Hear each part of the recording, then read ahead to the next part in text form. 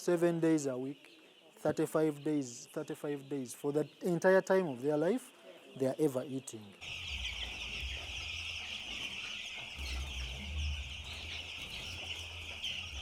When you've never done it, start small, 200 birds, see what they feed, how much the food costs, where am I going to sell the birds, and then you can go large scale, having learned all that. So you know what you're still doing?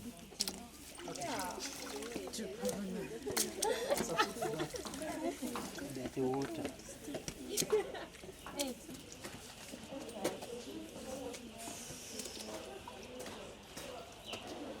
We all stepped in the foot bath. That is part of disinfection. Because there are so many things out there that can easily come into here. Some more serious farms actually don't allow you to enter with your clothes. You put on their clothes, they even spray you, then you enter their what? Their chicken houses. Those are really commercial farms. Yes, welcome to Farm Smart. My name is Kwishi Takahama, and this is yet another episode where we'll be covering something new about poultry farming. The basic steps needed. Food is very important. Disease management is very important because when they fall sick, they will not eat your food. That means they will cut back on the growth. You will have broilers which are 5 weeks but are less than a kilo. They are very difficult to sell because you already spent money. Okay? They are eating, but the food is not doing anything because of the disease that has attacked them. And so you end up selling your chicken at a very low price. Or they end up dying, and then you're there making losses. How to rear chicken successfully and how to make money out of it. For one to start a business like this, one thing you need to know is that you must have time for it, you must have passion, and you must be patient because it's something that is going to take a lot of your time.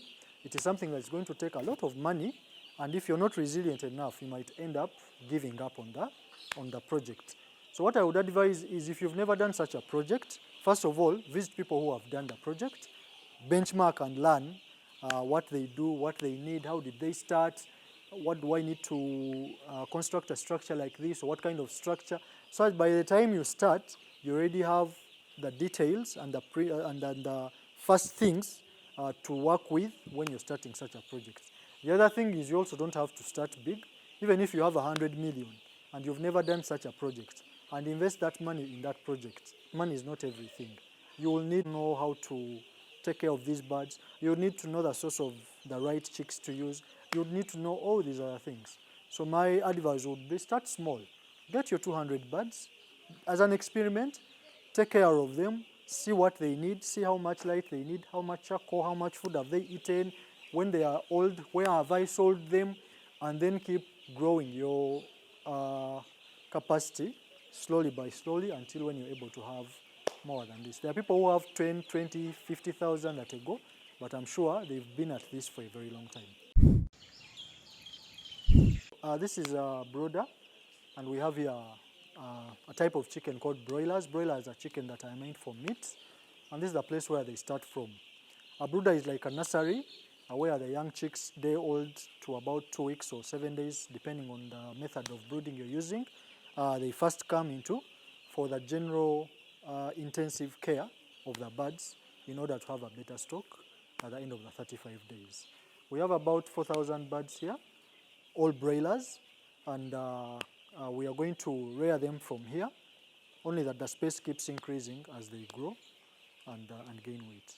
First 3 days, we don't do a lot of ventilation. Everything is covered up because we want to conserve as much heat in the house as possible. From the 3rd day, or from the 4th day onwards, we start opening up a bit so that now there's a lot of air going through because by then they've started excreting a lot, they've started pouring water in here and there, and so there are some gases in here that have to be released. And so by opening up the windows, some of those gases are let out so that the birds are not affected. We have what we call the lighters or the heaters here in form of the sigiris. Some people use pots. I think this is what normally people use, but this is a new development. It has a lot of advantages. You see that the briquette we have here is different from the what? From the charcoal. This is more expensive than that. But because people don't know this and they think this is too expensive, because this costs 50,000. One sigiri costs 50,000. One pot costs maybe 2,000. So to a layman, when you tell them that this sigiri is 50,000, that's a lot of money. How many sigiris are these? 30. I can't afford that. Then they go in for the what? Now the calculation comes on the energy source you're using. When you use charcoal, you spend much more money than when you use a what? A briquette. So why I'm telling you this is that you're running this thing as an enterprise and you're looking at profit, okay?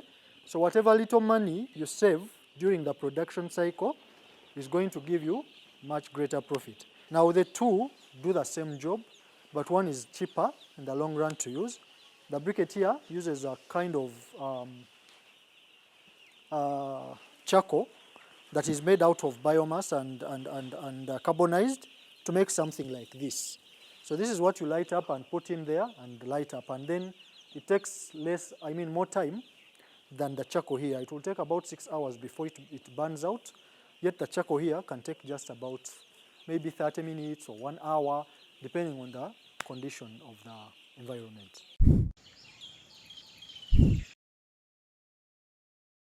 So someone who uses, in our experience, because we've used this before, in this setting, I'm easily going to use over 600,000 worth of charcoal.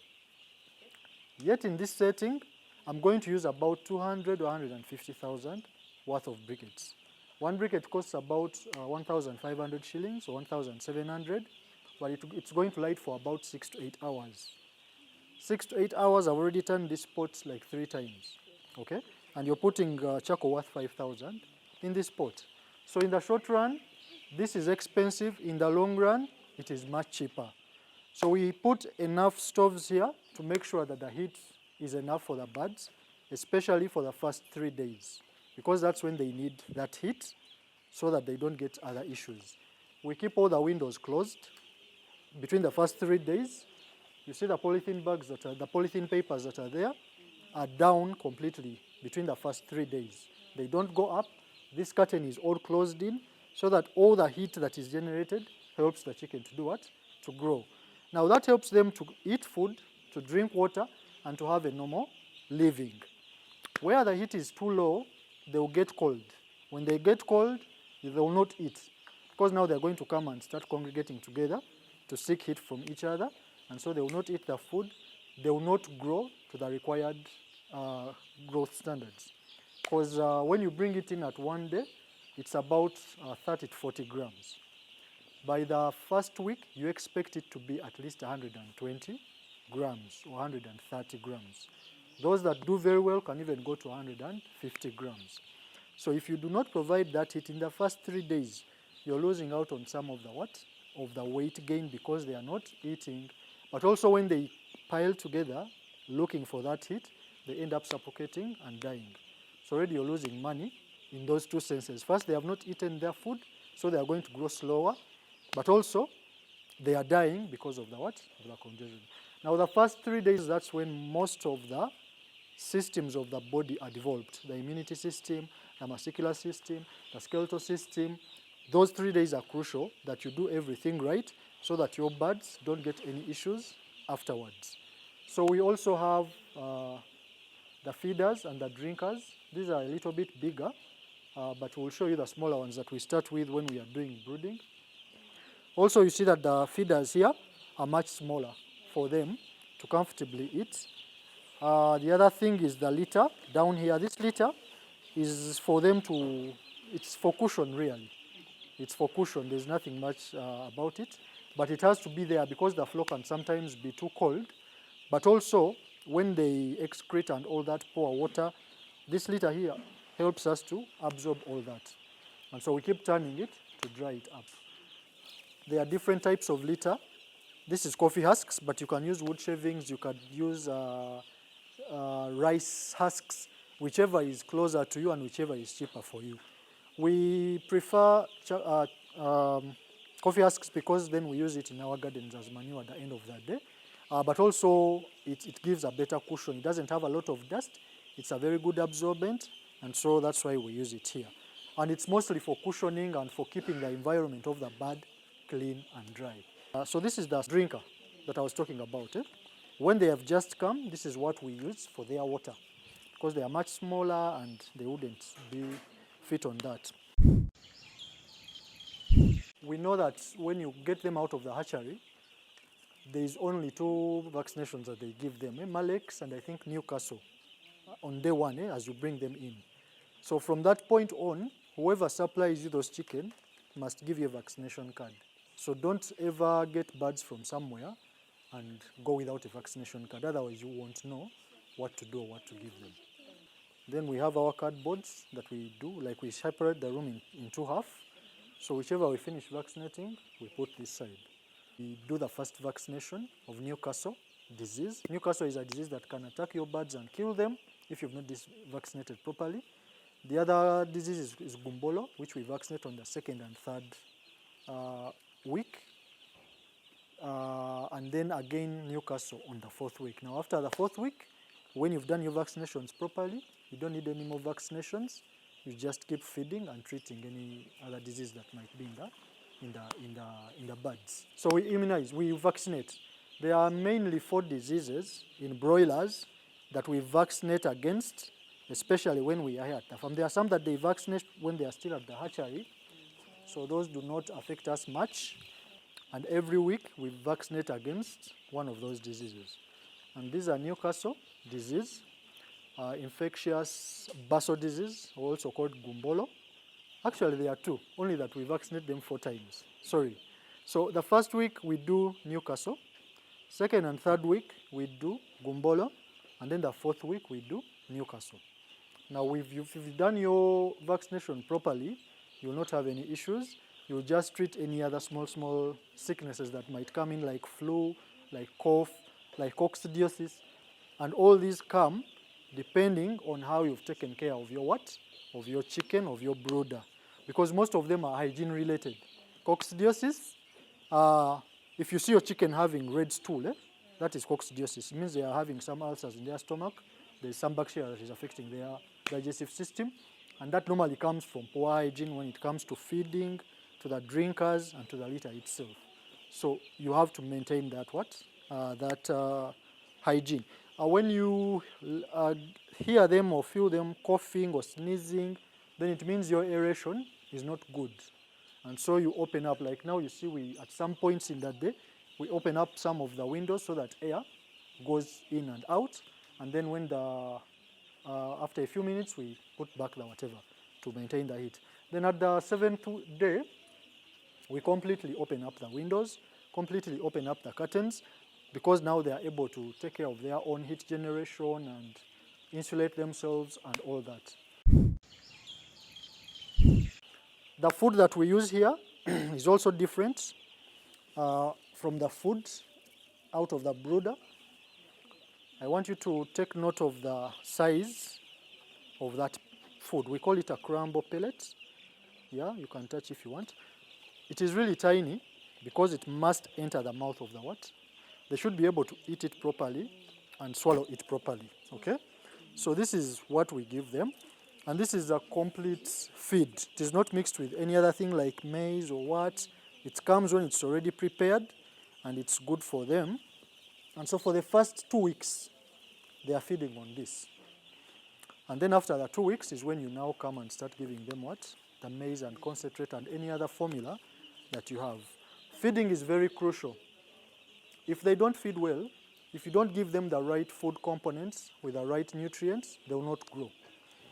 The purpose of a broiler is to make money.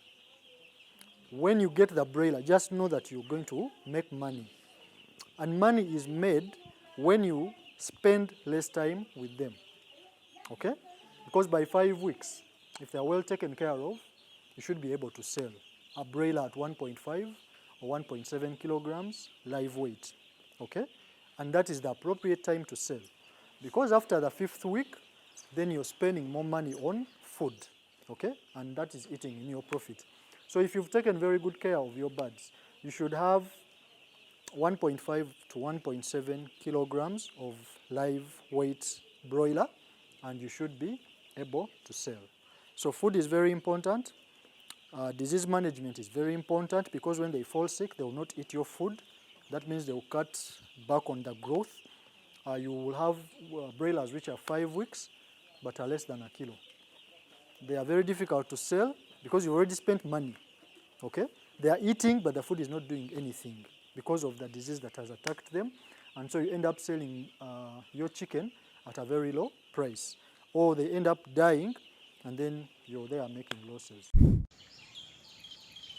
The theory or the practice is that if you're in this room and you're not able to read a newspaper, okay, or your Bible for that matter, because those are the ones that have small words, it means that the birds are not able to see the food, okay?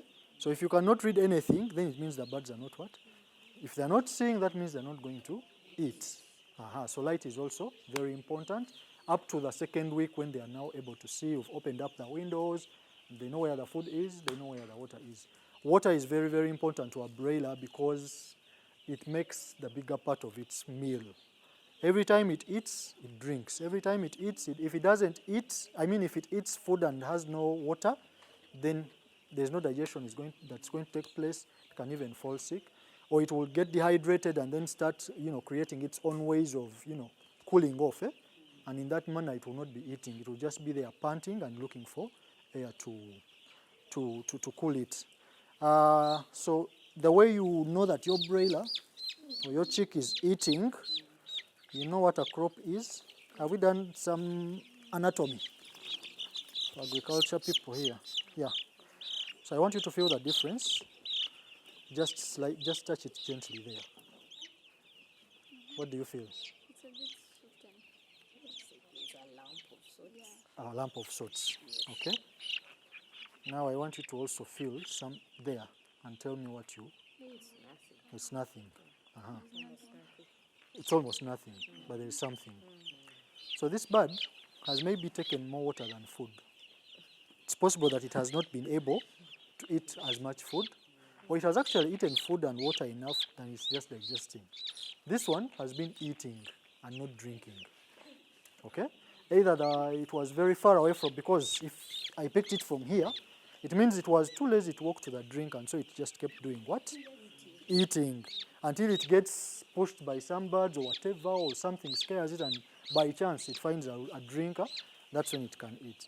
So you must have enough drinkers, enough feeders, so that the bird doesn't have to, use a lot of energy or stress a lot to look for those items. As I told you, it's all about weight and gaining weight in the shortest time possible.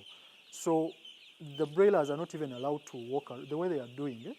They shouldn't be walking around because they are wasting our energy, which could be converted into what? Into muscle and weight. So as much as possible, we want them to be in one place, eat, sleep, eat, drink, sleep, and then grow. For what? Because it's going to lose weight. So the layers are the ones that exercise. You put things up there, they jump up, whatnot. Yeah, so they are much alive and mostly satisfied and just sleepy, but they are fine. But now those are the signs that you should look out for. Like if you find them all like that, then it's too hot. Open up the windows, open up the door so that some air comes in. If you find them all in one place, then it's too cold, do some little bit of heating. Broilers don't have a lot of poultry vices. And the vices actually come because of poor management. Like if I don't give them food, and they normally peck the vent of the bird, because it's more exposed and it looks reddish, and so they know that they can get some blood there when they peck.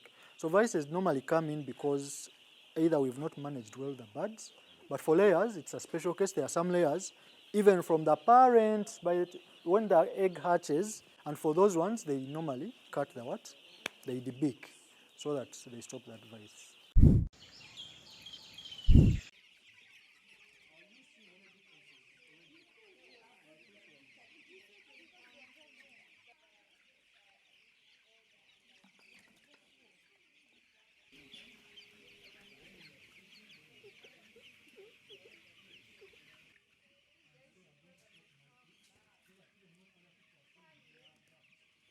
Okay, so these birds are making 3 weeks on Tuesday. They're out of the brooder, and as you can see, the setting is totally different. We have automatic drinkers, which are also bigger. We have the feeders that have been suspended up because, now they are more active and they can easily play around with the food and waste it away. We don't have any more ventilation.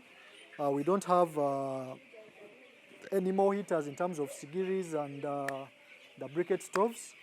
Generally, it's a whole different setting because they are much bigger and they're able to take care of most of their metabolic needs.